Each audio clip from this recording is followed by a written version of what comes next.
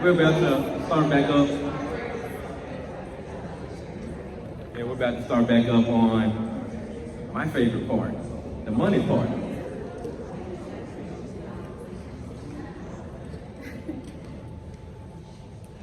It's good to see everybody networking, talking with each other. Hopefully you're linking up with people that are maybe have a similar industry or have information that you can use. You know, certain systems that they use, certain connections. But the next part of this business plan, and one thing I want to mention, I know we're entering the business plan right now. You all are writing it down. You're entering in your computer, maybe in Google Docs or Word or whatever. There are different platforms. I was just sharing with someone during the break that you can actually go onto that platform, that site website, and you can enter everything in it. It kind of guides you through. That one platform that we use is called Live Plan.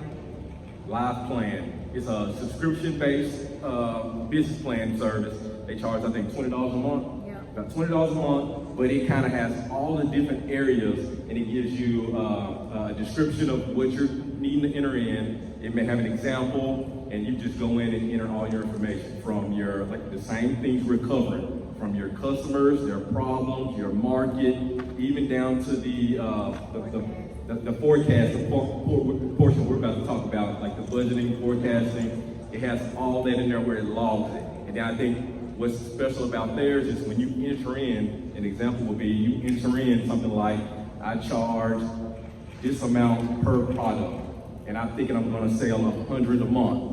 It'll forecast it out and say, well, do you want to average it out over the whole year? And then it'll say, this will be your annual revenue. And then if you have expenses, same thing. I think I'm gonna pay this amount of money per month in expenses for this. And it'll ask the same thing. Do you wanna, is it a fixed amount to go across the full year? If you say yes, it'll total everything up, and it'll show you a breakdown of, oh, at the end of the year, based off the numbers I put in, this is what I will look like at the end of the year. And then they can even project it even further in 3 years. So that's the good thing about that particular platform, where it has a good user interface and it has the intuitiveness to be able to do calculations inside the system. All right, so the first thing we're going to talk about now is, like I said, the spiritual business plan workbook, and it's determine whether you can make money. And this is a financial forecast portion, and we're going to sketch out your potential revenue and expenses. And can this be a profitable business? Because not every business is going to be a profitable business. Not every business. There are some businesses that go out of business because it was not profitable. And you know, it's a good thing that someone can go through that and learn from it, but it's not something that you need to stay stuck in. And I don't think anybody in here wants to stay losing money.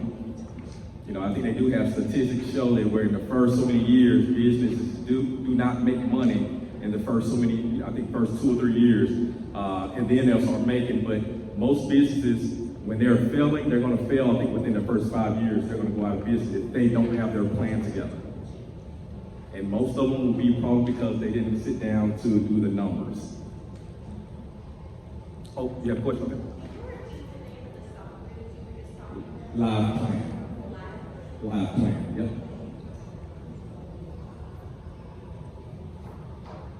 All right, so the scripture that I have for this one is Luke 14:28. It's perfect for this.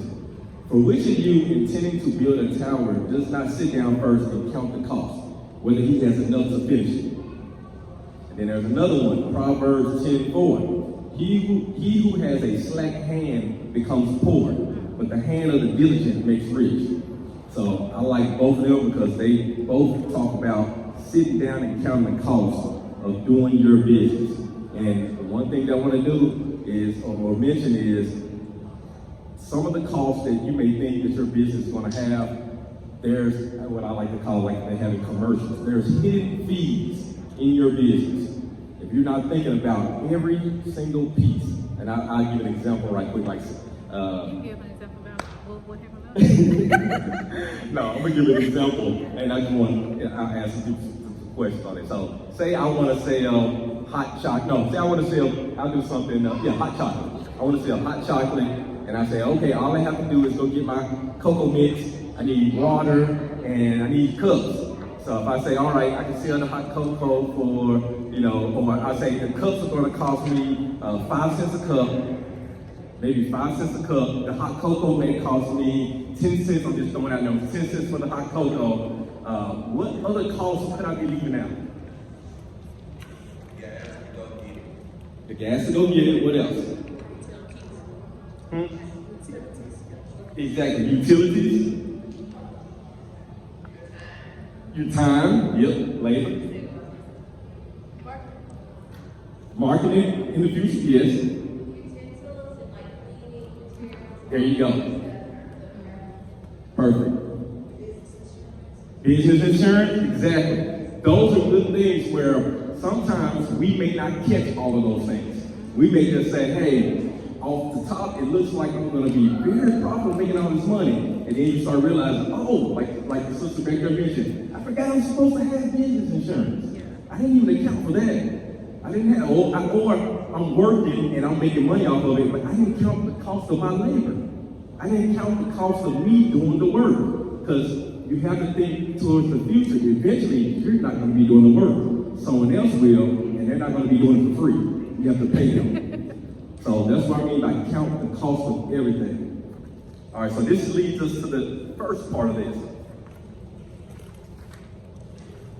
And this is the driver of your financials. It's your revenue. Your revenue. They call it revenue, they call it sales, they're the same. Revenue, sales. This is the main driver of your business. This is what brings in all the money.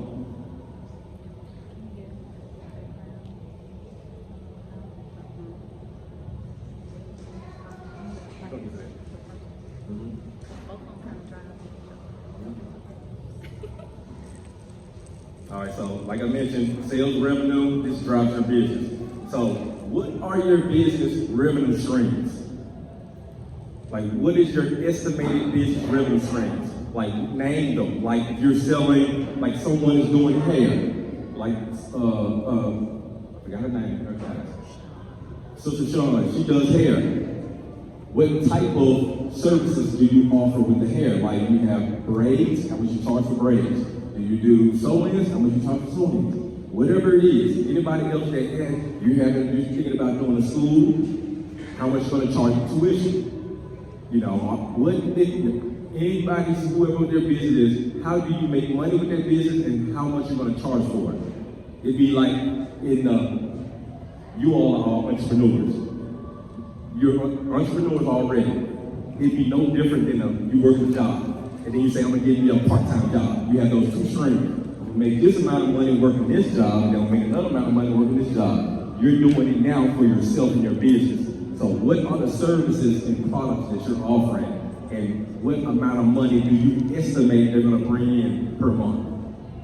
So I want you to write that down. This is, like I said, I want this to be an interactive workshop where you're going to write down the estimated numbers. If you don't know the numbers right now, that's fine. Just estimate what you think you could make for that service or that product. How many products you think you can sell for that 1 month? Yes.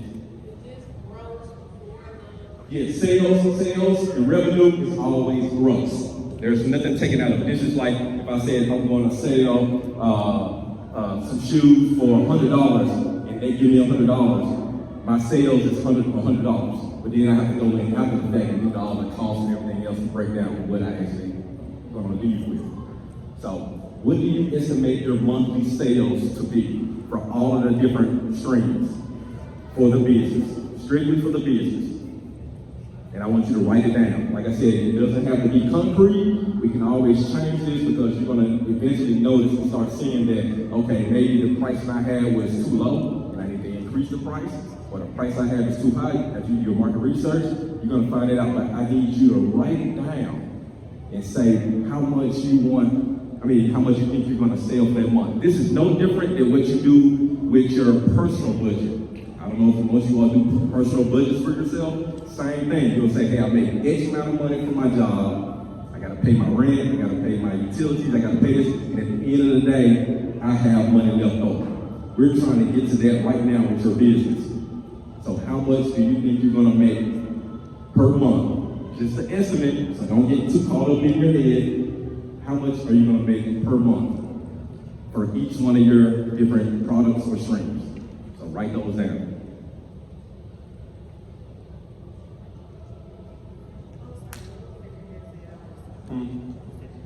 I was saying write down the estimated amount that you think that each one of your services or products will make in 1 month or per month. Really, because we're trying to say like estimated. I'm thinking I'm going to make $10,000 a month in sales, and then we can extrapolate off that and say, all right, that's $120,000 for the year in sales. So what do you think you're going to make per month estimate? And this is going to help out, like I said, future-wise into your business plan, because like Tabitha was mentioned, when you go to investors, when you go to banks, they want to see those numbers because they want to see, do I want to invest into this? Is it profitable? Are they really going to be making money? Because I need them to make money so they can pay me back, because I'm giving you a line of credit, or I'm giving what they need to be able to know they're going to get their money back. So your numbers need to make sense. And like I said, if you're not a numbers person, it's no big deal. There's plenty of people that you can meet that are accountants or do something in finance. We have plenty of people in the churches that do this, and then you can always search out and find other people that, that's their profession. All right, so now that we have our revenue or sales down, now let's think about the cost of sales. And what the cost of sales are, anything related to selling that product or providing that service that directly relates to it. So an example of that would be the same thing where, like if I say I'm going to make hot chocolate, I know my cost will be the cups, the hot chocolate, the water, and my whatever person is going to be me or whoever, their labor in doing it. Those are the direct costs that goes into putting together that specific product. And if you offer a service, like someone who may say, hey, I want to consult, your cost will be your labor, your gas, because you're like, hey, I'm the actual service. I'm going to talk to people and I'm going to be coaching them, then my time will be my direct cost.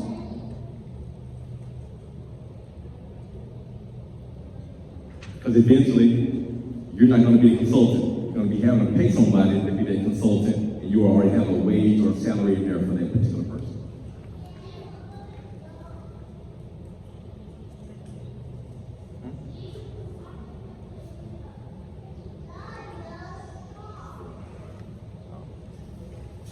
Is there an Erica Jackson in here?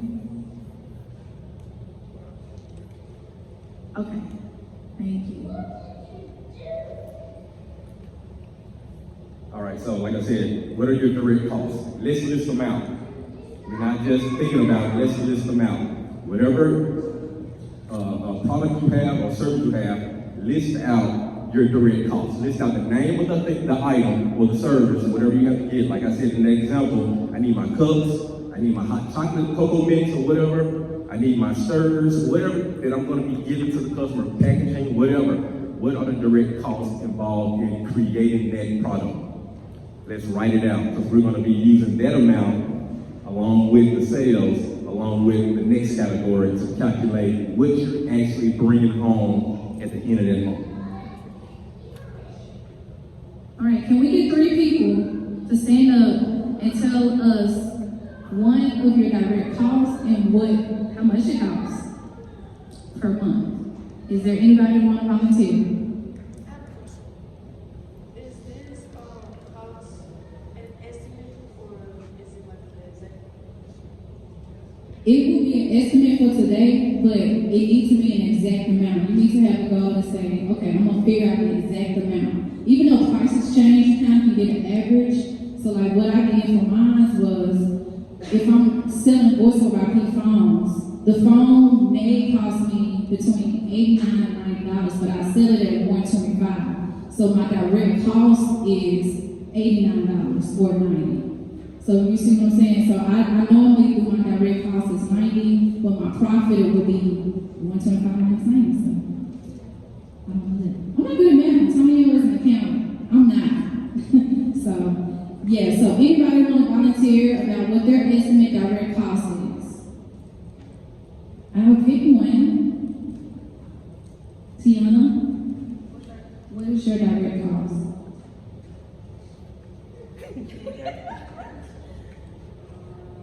Just think about one item that you're going to sell that you have to pay for.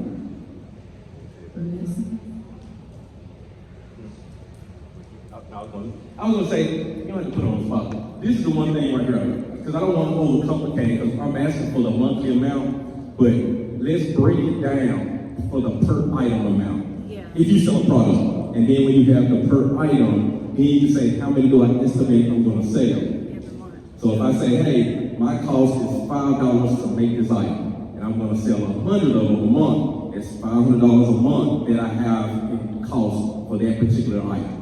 And if I have multiple items that I'm selling, I just do the same process to then total all of them together and say, all right, for me to run my business and sell these products or services, this is my direct cost for them. You got a question?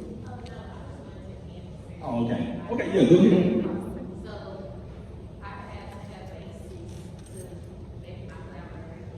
So like the basic cost like $6. Is it $6?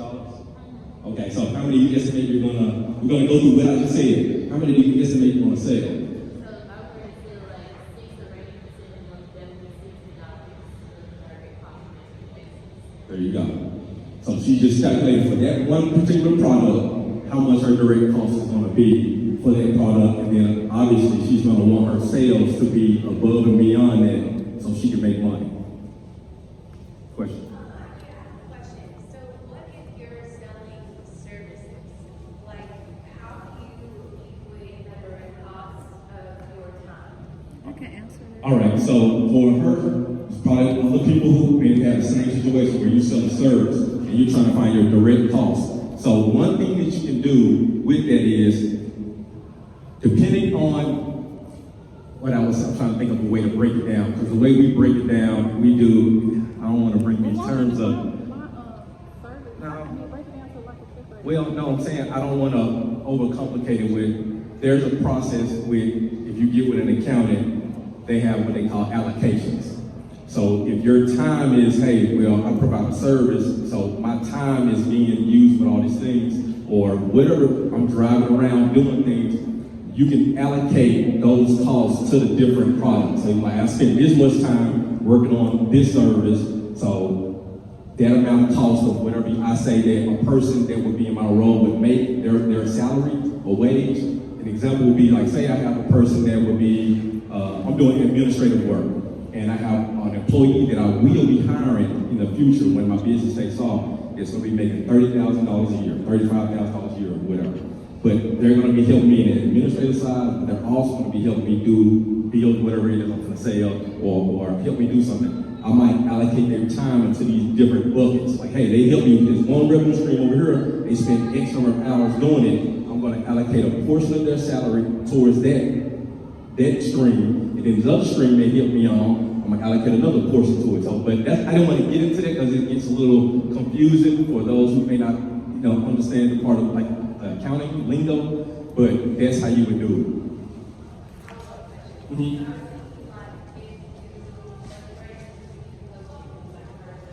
Mm-hmm. So if I'm spending a 40-minute session and like charging by minute, or a certain dollar amount per minute, and then plus whatever work I'll have to do outside of that, like to prep for the call, or maybe it's like a discovery call, and then later I'm coming back to this person with the work that I did, and then that's like figuring out what those prices would be. Oh, I got you. Okay, so for you right there, you're charging, are you charging by the minute or are you charging by, I said, are you charging by the minute? You mentioned something about charging. I may do like packages, but I'm trying to put those timestamps in as like Okay. The one thing that I would suggest for you on that is, if you're providing a service where you're going to be working with multiple clients and it's hourly based or time based with that customer, the package I deal with would solve that problem because I'm just paying me for that package.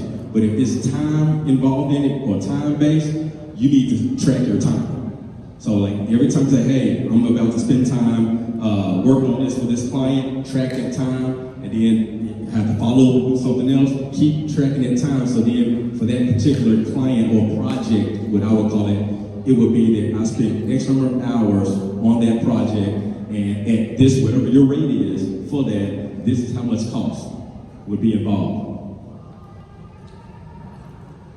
Well, I think what you're saying too, because I'm a massage therapist, so it's kind of hard to put it in a price when you have to know your value when you bring to the table. So experiences, education, knowledge, all of that kind of go into really trying to make sure that you're getting allocated properly in time. You know, massage therapy is very time consuming. It's dealing with the mind, body, and the spirit, and it's a lot that can drain you as well as you're giving out to people as well.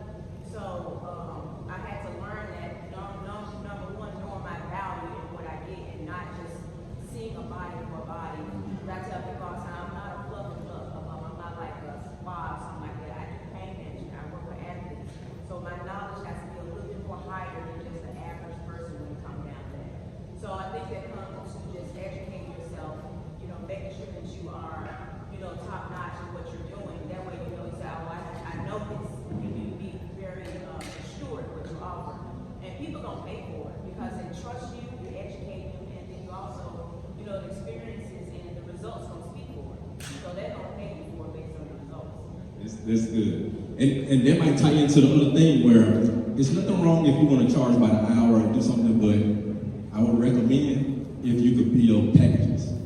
Because then you have the opportunity to charge more than what you would get for that time frame. So it might just be, hey, I charge, instead of me saying I get paid $150 an hour, it might be that, hey, for this thing that you want, the result that I'm going to deliver to you, I need $700 for this. Which would be more than, it's only going to take me an hour to do it, but I've just sold it to them for $7. So that's what I would think to do that. It would help alleviate two different things, and then you'd be getting paid well worth what you're actually worth. So, all right, so now that we got the cost of sales and you listed those out, your direct costs, we move into the next category, and that is the expenses.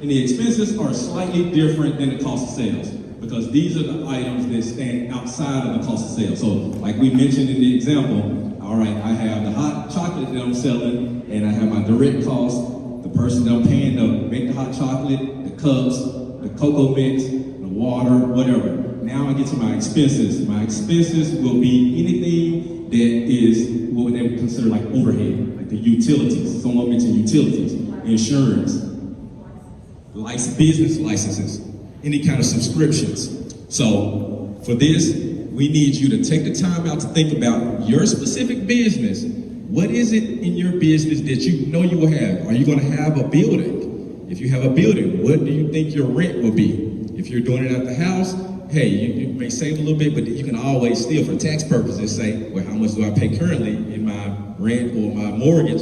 Then I'm going to allocate a portion of it for my office or my workspace for tax purposes. So it's kind of, you're going to be doing the same thing one way or another. But think about all your expenses: rent, utilities, business licenses, insurance. If you have marketing, someone mentioned marketing. If you have marketing expenses, what are your monthly estimated expenses? And this one, like I said, for the I guess certain categories, it can get complicated. I want to keep it kind of simple, but once you get everything developed, you can start actually branching things out to where the example I was given earlier about if I hired someone and I have them working in like a capacity that they're doing multiple things. So it might be like, hey, this person is helping me put this stuff together that for my product sale. A portion of their wages or salary is going to go towards cost of sales. But then I have another piece where, hey, they're my receptionist, they're doing these other things. Then I can allocate another portion of their salary towards my administrative expenses. And the only reason why I mentioned that is sometimes it's good to split them up if you can, because you can get a clear look of what does it actually cost for me to do the selling part of my business, the operating portion of it to produce the things, and then look at the other costs and say, well, these are my administrative costs that I'm going to have just for being in business. And it gives a better view because then an investor can look at that and say, well, okay, I see on this side of things, your operations part is actually running really good, but the administrative part, you got a lot of costs that you need to try to see if you can cut these things down. And then typically with most companies, when, like Tabitha mentioned, I'm an accountant, when we're trying to reduce our cost or our expenses, we look at our administrative expenses and try to see what can we remove. Can we find a cheaper location? Can we find a way we can get a contract to get office supplies? That's a separate portion, but for the sake of this right here, what are your expenses? Just all the expenses that you think you're gonna have in your business. And if there's certain things you don't know, like I said, you may need to Google your industry, your business to find out like what are some normal expenses? What are normal expenses? You got a question? Consulting? Yes. If you're getting consulting from somebody else, or say if you, hey, I want to pay somebody that's doing what I'm trying to do, and I want to talk to them, but I'm having to pay them, that will be your expenses, and it's what they would consider other professional fees or professional fees. That's like the accounting bucket that we put it in. Professional fees. Got a question? Yeah. So, I just want to make sure I get something about this right. If I want to include, like, again, so like, with my business, if I wanted to include a portion of proceeds to help fund the philanthropic work, do I charge it into the revenue or the expenses? So I say if I want 15% of proceeds to go to this, do I charge 15% on top, in a sense, of selling merchandise? If I'm understanding you correctly, so you're going to be a for-profit business, but then you want to take some of your proceeds and then donate it to charitable contributions. And then you're trying to see how that impacts your sales. That's a sole decision that you have to make. If you're going to say, hey, if I know I'm going to be contributing a certain percent of my net income or whatever towards this charitable contribution, I need to increase my sales a certain amount or whatever, so that way I'm still ending at the amount that I wanted to end at. You know, it's up to you, but that's another one. That's a good thing she brought up. Charitable contributions. That's another expense category, which you get tax breaks and deductions with items like that. Exactly. Mm-hmm. So when you're tithing from your company, what do you put that on a charitable contribution? Yes. Or there's something? Charitable contributions. Yeah, I would say it could be a write-off. Yep.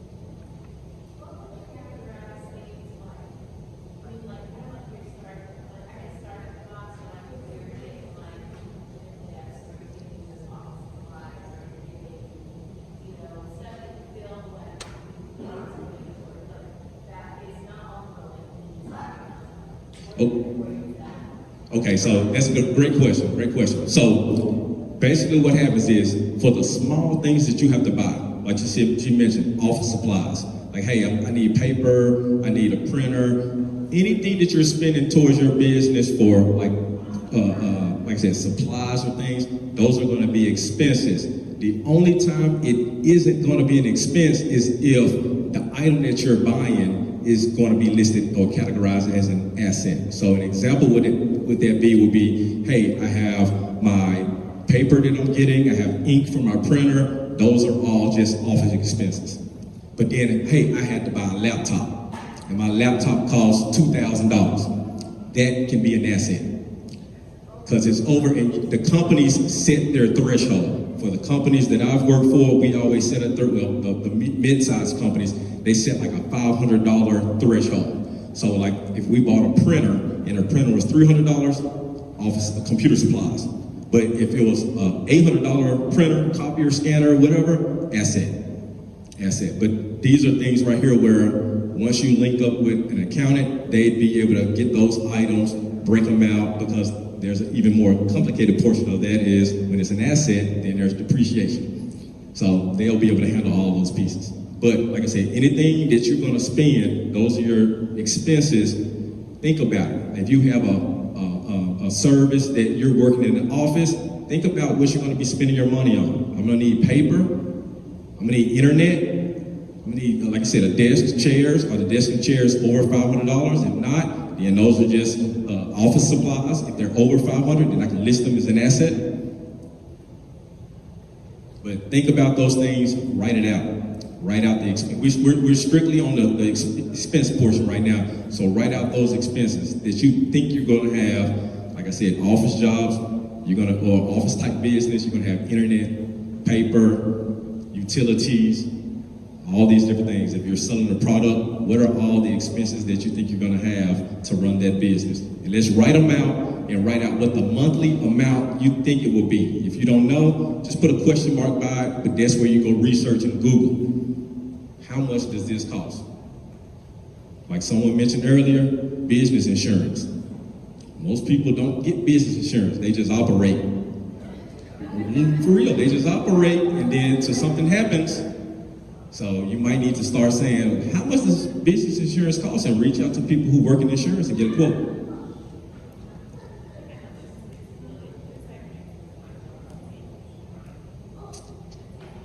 Yes. Hold on. You go ahead. Her question was, what about like continuous education or training? That's an expense as well.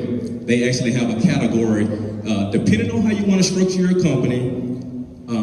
When you link up or get with your accountant, they're going to set up your books. They're going to set up all the different categories, and they'll make whatever categories that they need to make so we can track those expenses. So if you have something like education or training, we used to have stuff, it was training and seminars. So anytime we have training or we send people to seminars, that expense will go into our trainings and seminars bucket, in a sense.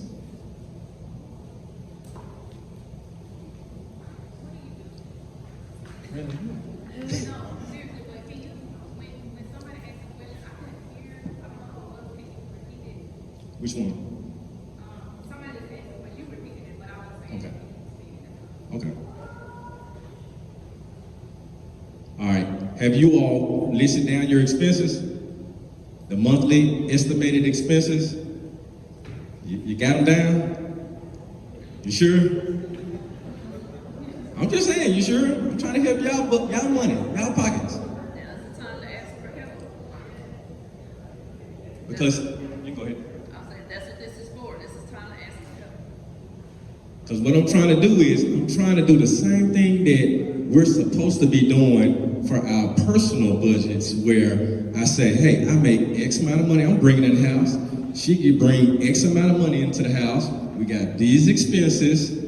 We got this amount of kids we got to feed. We got these many amounts of fixed expenses that we have. We got variable expenses, gas or whatever. I'm adding up all of them. And if you have a variable expense, just give an average. Like if I say, hey, I spend different amount of money on gas depending on how we drive, but I'm gonna just flatline it and say, I'm gonna average it out. We may spend $200 a week on gas or whatever. That'll just be a number that I'm just throwing out, and then I use that to say, all right, my gas is this amount, my utility is this amount. Add all these up, because what I want to do is the same thing you would do with your personal expenses. I want to do it for your business, where you're going to be at the end of it saying, we're going to add up these numbers and subtract and see, based on what I just wrote down, am I even making money? And if the answer is negative, that means you need to rethink something. You need to, but it's not a bad thing. Don't get discouraged. You might just need to make some tweaks where it might be, I need to sell more. I need to increase my price. I need to reduce my expenses. Those are the areas. Can I increase my income by selling more items, selling more services, adjusting my price? Can I reduce my expenses?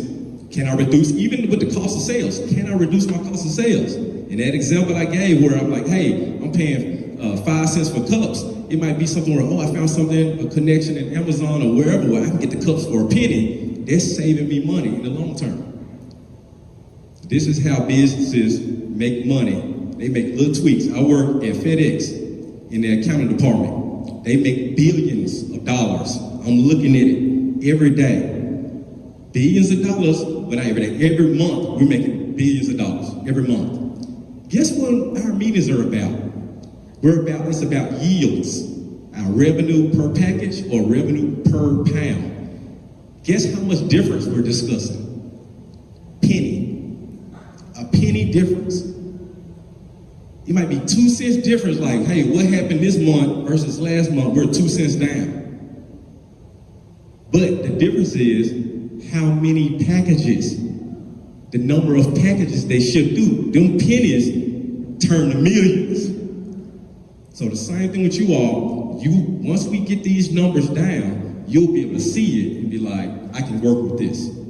I can make tweaks with this. And then, hey, let's try to improve. I can increase my price, improve, I can sell more, reduce my cost of sales if I can, reduce my expenses if I can, and then let's look at this number. And once we have that monthly number, like I said, that's a start. If I can get this monthly number, all it is multiplied by 12. If you say, I'm gonna do the same thing every month, that's a good average. The only time I wouldn't do that is if you know your business has peak seasons. So if you know, hey, I'm gonna be slow during this time, then you don't want to use that type of average. You might just say, for this particular time, I'm probably gonna be operating at maybe 60%, but then when it comes close to around this time right here, then I'm gonna be booming and I'm gonna be pushing out more. So that's another thing you need to kind of account for. You got a question?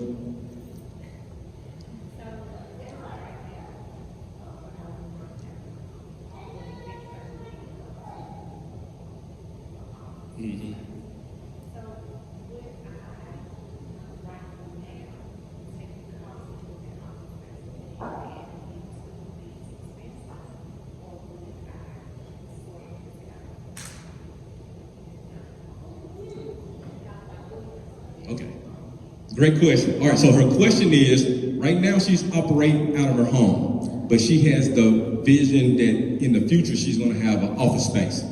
And she's saying, what cost should she be counting right now? So I gotta give y'all some extra homework.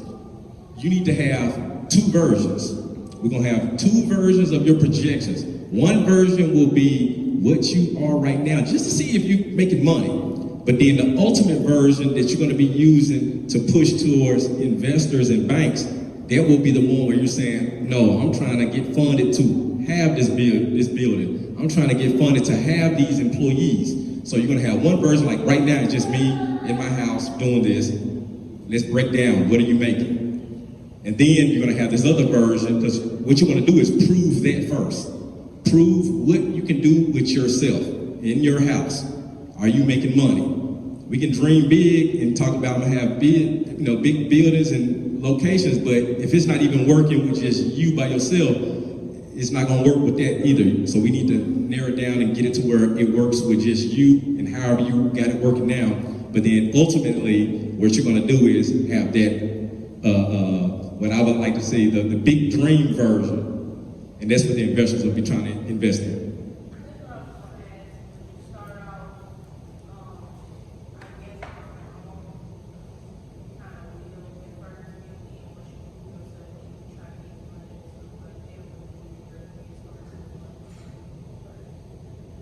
Start, if you recommend, try to.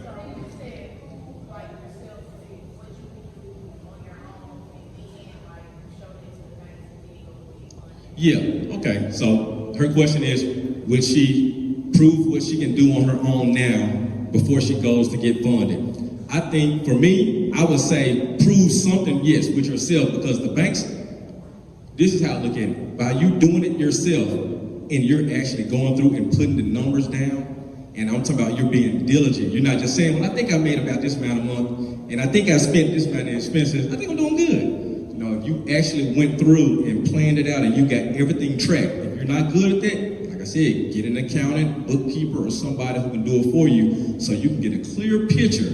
Once you get that clear picture, then you'll be able to say, now it's time for me to do the big boy plan, the big boy business plan with the financial portion of it, and then start putting numbers in and saying, well, if I can do this with just me, if I had 3 more people doing this, and I had this location, these things, it'll make sense to you versus you just saying, well, I haven't done this yet, but I'm gonna just go ahead and say I can do all these things.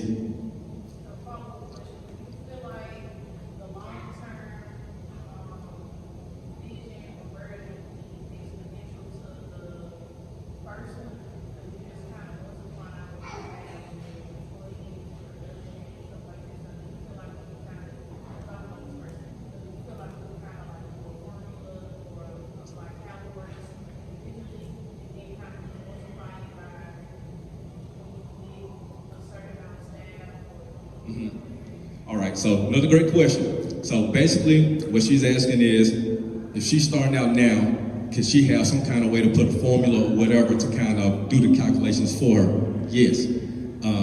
If you're good with numbers, you can use Excel. If you're not, I would say get an accountant. They do have accounting software like QuickBooks that you may be able to enter stuff in, and it may be able to help you do that. I don't have experience in QuickBooks. Most of the corporations I use, they use like the Oracle, AR, and Great Plains, Microsoft Dynamics, which is a bigger and more expensive version. So, but QuickBooks is probably the same thing, it's just a simple version. But it can track those things for you. But the biggest piece is this right here.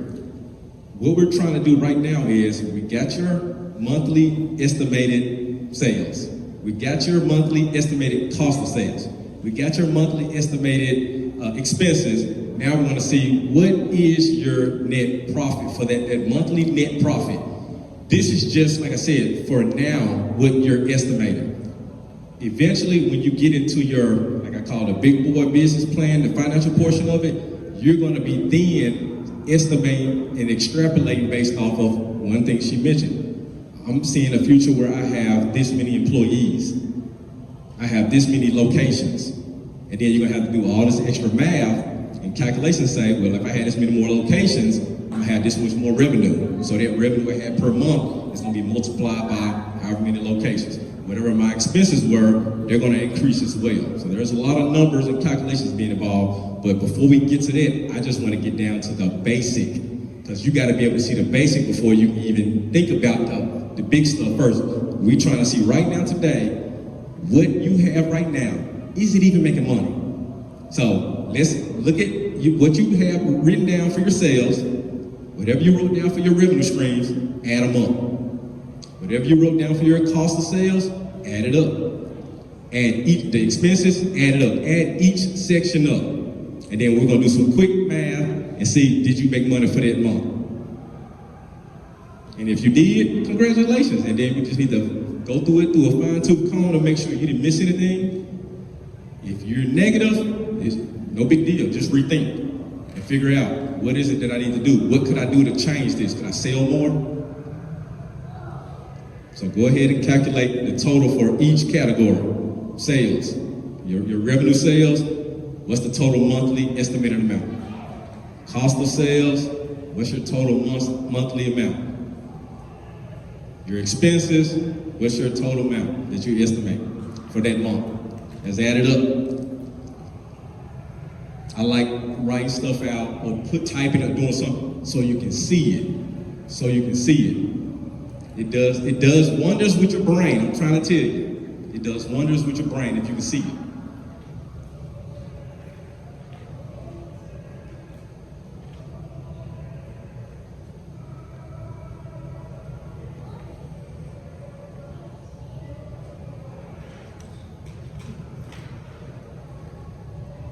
And then when y'all get done calculating, I want somebody to volunteer and kind of break everything down and say, hey, this was my amount for my sales, this is my amount of my cost of goods sold, this is my amount for my expenses, and the last thing is my net profit. Your net profit. Net profit is your sales minus your cost of sales minus your expenses.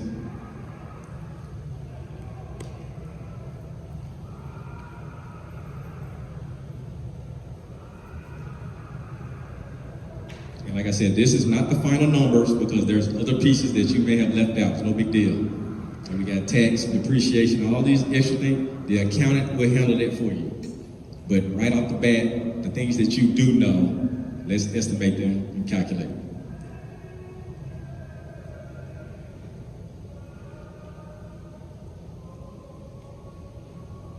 So after you have those totals for those different categories, get your sales minus your cost of sales minus your expenses. It is going to equal your net profit. And I want someone to volunteer. It's just estimates. It's just estimates. So.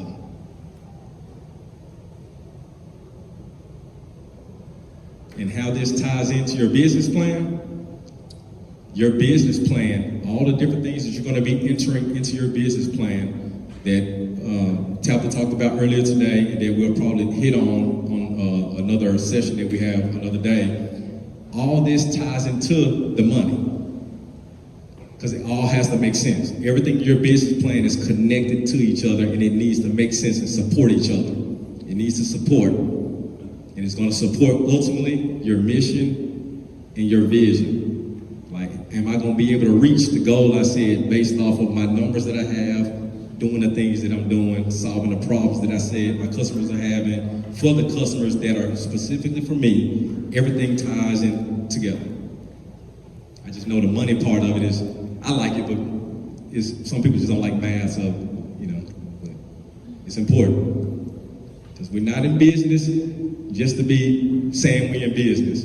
We're in business to make money. And we have the mandate to have millionaires. Some of them in here right now. There you go. That's what I'm talking about. She claimed it. That's right. Let's get these numbers together.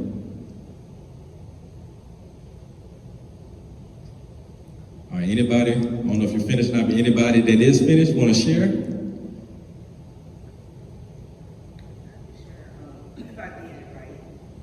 I just did one of my styles. If I did one every day, the style is 185, and if I did it every day for a total of 30 days, I would make $5,550.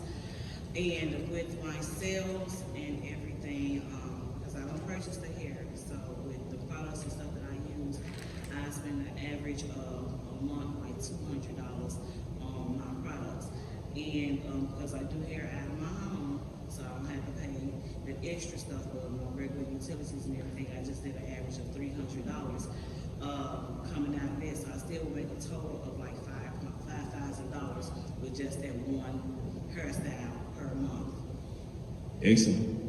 You hear that? She broke it down. She was like, right now, I'm doing it at my house. She don't have to pay no extra fee for a building. She broke out how much it costs for that one service that she's gonna do, how many she thinks she can do for that month, how much the costs are associated with it. Her labor, she says, hey, I don't have to worry about even having a direct cost. They bring their own hair. So she's shortcutting the thing where they bring it on her. This is a helpful guide to show what she can do. And it also may bring up other things, because when you start breaking these things down, it start making your mind start thinking about new things, because right now, they bring their own hair. She may start thinking and looking at the numbers like, there may be another part where I can link up with another business, or the folks over in China, Asia, wherever, get hair and I can sell hair to them. So if they come without hair, I got another stream of income with them buying hair from me. But it start making your mind think about these other things like, ooh, I can get into this. So, but we need to write it out and put it down first. And like I said, with her, she's making money, so she's doing good on there. The only thing she'll do is, like I said, go through with a fine-tooth comb and start thinking of anything else that I need, that I left out. Anything else that I left out. And then, big picture-wise, she'll start thinking, at what point, and this will be a conversation with her and her accountant, at what point would it make sense for her to say, it's time for me to get a shop? But it needs to be supported with what you're currently doing. And if you're doing good right now, then hey, maybe it's time for me to move into a shop, because I can support it, and I'm gonna have other employees. Anybody else wanna volunteer? All right, Bridget. I'm sorry. So I have for the sales $10,000. Manufacturing the products would be around $2,500 a month, and the expenses would be like marketing, business license, consulting, etc., like $1,500. So that's $4,000 together with the $10,000 minus $4,000, $6,000 every year. Good deal. She broke it out. And that's the thing, like I said, you can start off by unit, multiply by how many products you're gonna sell that month, or multiply, like Sister Sean said, about how many times she's gonna offer that service, and then at that point you can get your monthly numbers. You might have asked me this question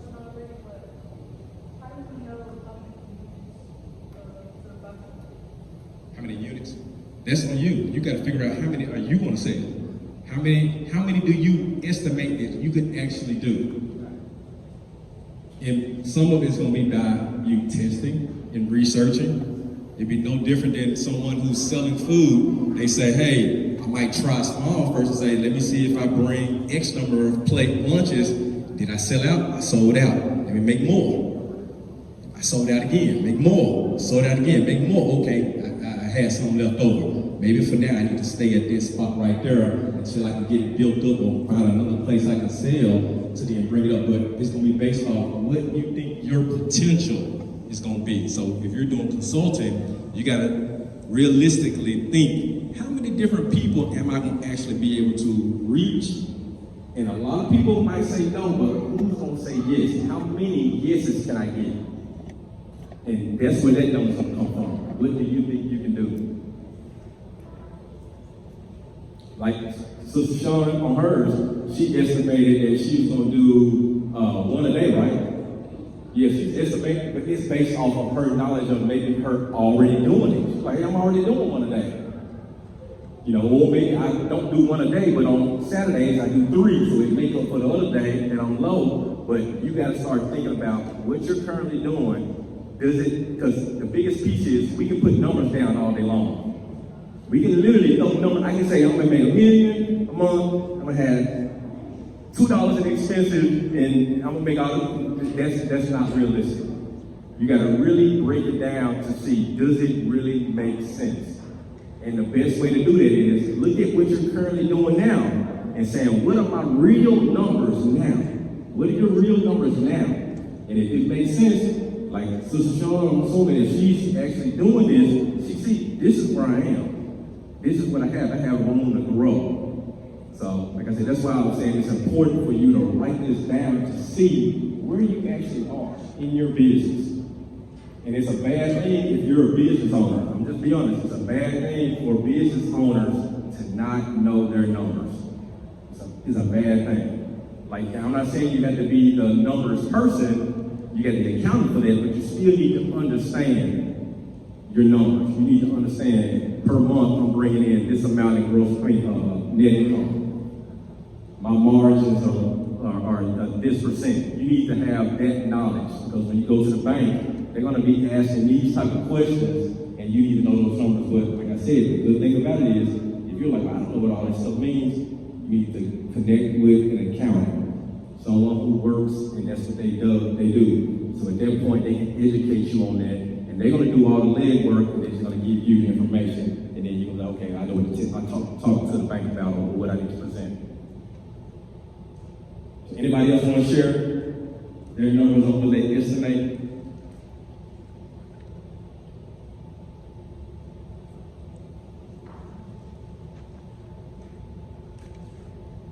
So, what I did is I did an estimate very good was an estimate of income. I did 2 different versions. One was if I charge $1,000 per sale, with my cost like 70%.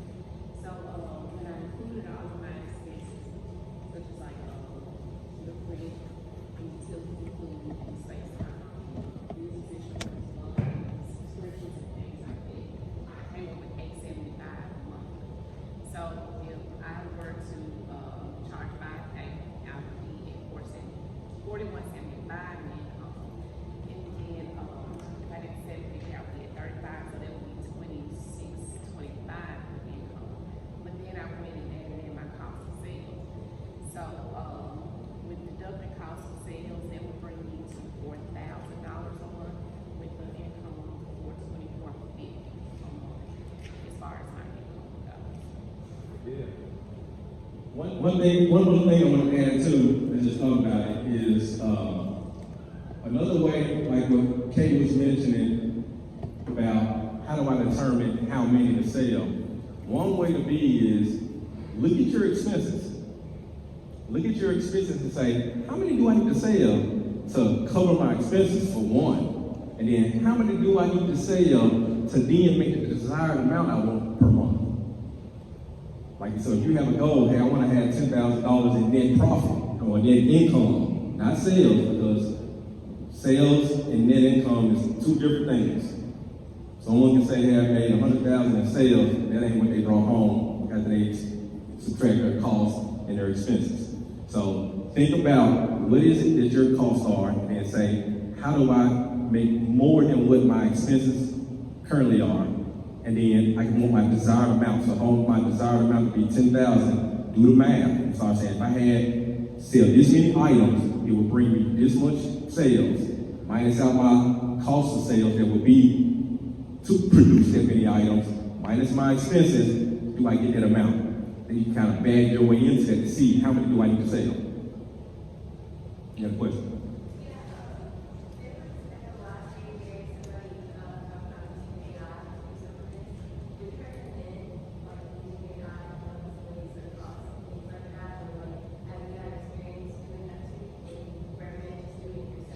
I haven't used AI in that sense. I haven't used AI in the sense of financial stuff. Wording, maybe, but the financials, I think it depends on your particular service, but I would go through and look at everything I'm spending out. Like I said, if I'm someone who has a restaurant and I'm selling a burger, I'm gonna go through and I'm not gonna search up AI and see how much do buns cost and meat. I'm gonna, what am I paying for buns? What am I paying for meat, for ketchup, lettuce, tomatoes? I'm gonna add up my real cost that I'm currently doing right now to say, this is my cost to make this one burger. And then I'm gonna sell it for what amount, and then I'm gonna sell how many I need to sell to get my result at the end. And that's after deducting out my utilities in my house, whatever other expenses I have. That's I would kind of look through what I'm actually spending now. The only thing that I would kind of research would be the things that maybe you currently do not have. Like if you don't have business insurance, I might Google that and find out how much would business insurance be, or just reach out to an insurance agency and say, how much would it cost me to get business insurance? Or get a bond. So those are the things where, like I said, the items that you do know, I use my real information, my real data. The things that you don't have, you say, I don't know how much it would cost for a building. I don't have a building that I'm looking at right now. Just, you might be in Google, hey, how much would this size space be in Memphis? And I may research to find that. But the things that you do know, use your real numbers. Because like right now, we just put estimates. The homework is go home and use your real numbers. Because these things right here play a big part in you being able to make bigger decisions that can make your company go from not making anything to making a lot of money with a small tweak. Literally, like I said, when we're in these meetings, we're talking about small changes that we can do. Like, okay, we can do something and add this product or add this by this many cents. It's no different than, y'all remember Redbox? Redbox, they had the movies for, 99 cents or $1, and then they increased it just a little bit. That little bitty tweak, just increase it, make them more money, but they didn't think big future-wise, this might have a business. Good question.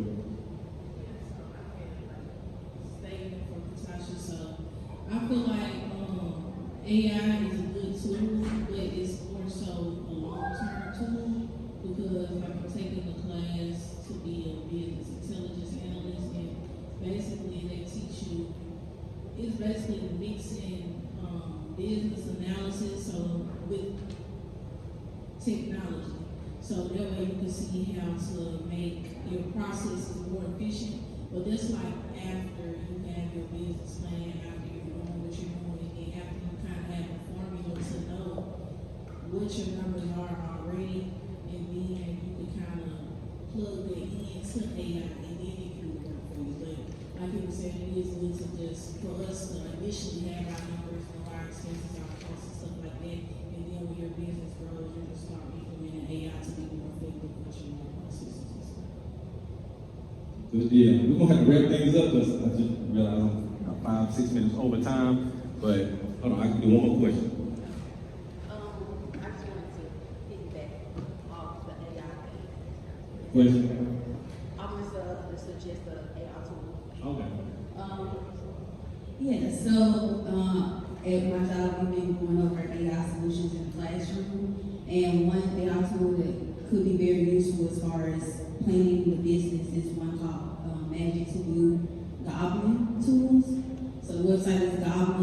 tools, and it has a lot of different functions. One of the main functions is like it creates to-do lists for you. So if you, like for instance, I just put in, what is my cost to sell 25 t-shirts and make $500 in profit? And it has a range where you can add like how detailed you want that to-do list to be. And then once you add that into the system, it literally breaks it down step by step what you need to do to figure out that number, to figure out how, like, what you may not be thinking of. Like, I need a manufacturer, I need this, I need that. And it will literally tell you step by step, you check it off as you go. It has other functions like an estimator, how much time will it take to do this activity. So if you put the activity in and estimate the time you will actually put it into completing that activity. And it has other things as well, if you're negotiating, right? They have a tool where you can input what you may be speaking of with a potential contractor, and it'll judge for you what you should say in response. So it's a good tool. And like I said, the one thing that I want to mention about that, I like AI for what it can do, but for what we're talking about, there's nothing like looking at your own, because it may take AI, may say it takes somebody this many minutes to deliver this thing or do whatever it needs to do that's a part of your process, but it may not take you, may take you longer. So you're thinking that, hey, I'll be able to put this together. AI averages it out based off whatever trends they have. Other people may be faster at doing it. An example would be braiding hair. Like, how long would it take to braid hair? AI may have an average based off all the different information you picked up, saying you can braid somebody's hair all the way through with little bitty braids in 2 hours. But that might not be you. You may have it's gonna take me about 5 hours to do this. So I would say, make sure your numbers are specific to what you can do and what you do now and what you're buying. So we're gonna wrap everything up. I'm hoping this was helpful for you. Hopefully you have your numbers together. It's something, like I said, it's not concrete, something you can work with. And then, like I said, we can extrapolate off these numbers for that 1 month and say, what does this look like for the full year? And then you can estimate growth. Next year, I'm gonna grow 10%, 15%, whatever it may be. What does it look like next year? This is how these companies, all these companies, think about like a Starbucks, $5 coffee, and they making all this money. They started with one number first, they had one coffee, and saying, what are my costs? And then said, if I sell this many of them, and then, we're gonna grow, we're doing good. Now I'm gonna sell 10 times more. It starts with the smallest things, so it's good that y'all wrote this stuff down and you have it. And like I said, just go through it, fine tooth comb, reduce things you can reduce out, see if you can add additional streams, and then try to see if you can have that number that you're desiring. Whatever that number is in your heart that you're like, hey, the Lord, I've been praying, I feel like if I'm in this amount right here, then I'll be doing good for year 1. And then the Lord's going to increase me. Year 2 is going to look better. Because like I said, we have the mission to make millionaires. And hopefully when you all become those millionaires that you all do not forget the biggest piece of things that you're supposed to be using your funds to go back into the kingdom. That's the big, if you're not doing it for that, we done lost what we're trying to do. It's supposed to go back and help the kingdom. God's kingdom, not just help your pockets, help your family, your friends. It's supposed to help the kingdom. So remember that part, because I don't know the name of the Bible verse, but what profits a man to gain the whole world? So I don't want you to become a millionaire and then perish. All that stuff burns up. But hopefully this was helpful to you all. Hopefully you got your numbers together. If not, like I said, find somebody who does accounting. I can help if I can help, if I'm not busy. But there's plenty of other people in the church that do accounting and finance. So you can reach out to them and get more help. And they can get free resources. And Dr. Jones was saying you can get free resources through SCORE.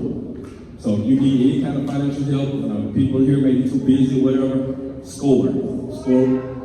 SCORE.org. Okay, SCORE.org will provide resources. And like I mentioned, the live plan, you don't have to use live plan, but you can do your whole business plan in live plan, covering the things that we just talked about, even the numbers part. They'll ask you per unit, per service, and then like how many months, and it'll do all this extra math. So all the math that you're having to do now, that platform will do the math for you once you enter in your numbers. And then you'll be able to see, oh, that didn't make sense, the number I put in. It's an AI tool, what is it? Goblin.tools. Goblin.tools. Goblin, like Goblin. Yeah, Goblin. Tools.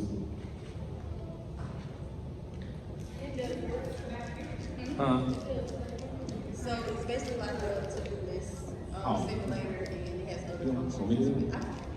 All right, well, we're going to wrap everything up. Like I said, we're over time. I'm going to pray us out. All right, Father God, in the name of Jesus, Lord, thank you for waking us up, Lord. Thank you for breathing life into our lungs on another day. Thank you for allowing us to be a part of a great church that offers these type of events to help us financially. Lord, thank you for just putting us in the presence of other people who have like minds that want to become entrepreneurs, want to become creators, just like you, Lord. Lord, you put a solution in every one of us. You sent us as a solution down to this earth to solve our customers' problems, Lord. Lord, we pray that we can figure out exactly who we're supposed to be serving. These customers are not just going to be paying us money. We're serving these customers. Lord, I just pray that every last one of us think of unique ways to serve others. And Lord, I just know by us just wanting to serve and love others, you're going to bring the other part around that's going to put money in our pockets. Lord, we're trusting that you're going to keep giving us, and the Holy Spirit's going to download us more and more ideas to help our businesses grow. You're going to keep on leading us and connecting us with the right people. You're going to keep on strengthening our faith, even when things look like we're not making any money. You're going to keep pressing through. Lord, I just pray that we continue to be who you created us to be. How you created us to be, constantly reaching more and more people. I just imagine all these businesses reaching multiple cities, multiple states, just spreading out all over the United States, all over the world, Lord. We're not even limited to the United States, Lord. I'm praying these businesses reach international waters, international borders. We're doing business in other countries with people who speak different languages, but we have something in common, Lord. We bring the solution that they need. And I pray that every one of these businesses are not afraid to share the gospel. That they spread the love of Jesus and spread the gospel. In Jesus' name I pray, amen. Thank you all.